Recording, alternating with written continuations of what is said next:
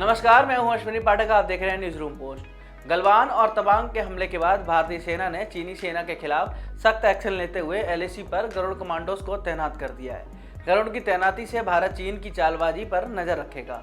भारतीय वायुसेना ने वास्तविक नियंत्रण रेखा पर गरुड़ फोर्स के स्पेशल ऑपरेशन की टीम को तैनात किया है। वायुसेना ने नवीनतम AK-103 के साथ अमेरिकी सिंग सॉयर असॉल्ट राइफल्स जैसे नवीनतम हथियार भी दिए हैं। मई 2020 में गतिरोध शुरू होने के बाद यह पहला मौका है जब विशेष अभियानों के लिए गरुड़ कमांडो को चीन सीमा पर उच्च स्थान पर तैनात किया है।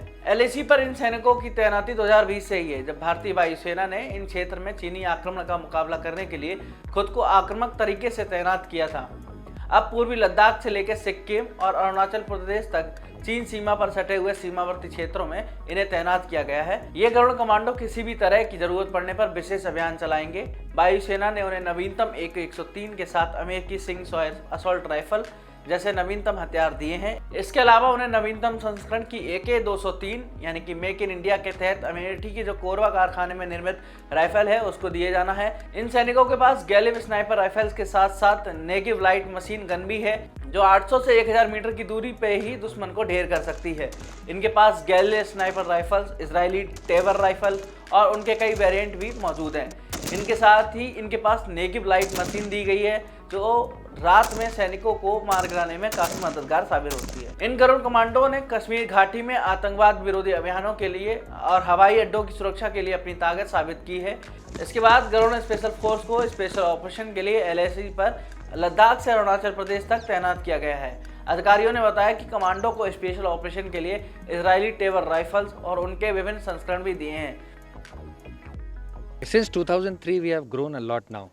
Now the Garud Force has its own training center where we train the Garuds in all aspects, be it sub-conventional, conventional or unconventional warfare. We have challenges because this is the time when the enemy is at our gates. We are now deployed across the breadth and length of India, maybe it JNK, maybe in anti-Naxal operations or maybe in the Ladakh region. Garud is now taking everywhere the lead force. Also, not only fighting with the enemies, but fighting with the nature also, we are doing it at our best. There are many operations which we have done as far as human disaster management, and we have saved lives of many across the country. This here at Garud Regiment Training Center, we are committed to train tough and train good air warriors and the Garuds to undertake all the operations which are necessitated by the country as of now. We are trained on latest special weapons, and now these special weapons are increasing day by day with us, and we are making it as a part of our operational philosophy. To name a few, AK-103 and 6R are the latest inductions in the Garud Force, wherein we are making the air warriors and our Garud Force comfortable with these weapons and amalgamating them in our training values so that we can fight better when the day comes. Garud commando को Negev LMG के इस्तेमाल के लिए काफ़ी अनुभव है, क्योंकि जम्मू कश्मीर में हाजिन ऑपरेशन के दौरान उन्होंने लाइट मशीन गन से ही 5 आतंकवादियों को मार गिराया था। इसी ऑपरेशन में शामिल कॉर्पोरल ज्योति प्रकाश निराला को मरण उपरांत अशोक चक्र से भी सम्मानित किया गया था। ये कमांडो चीन की चुनौती से निपटने के लिए एकदम तैयार हैं। वे किसी भी चाल का तुरंत जवाब देने के लिए भी तत्पर हैं।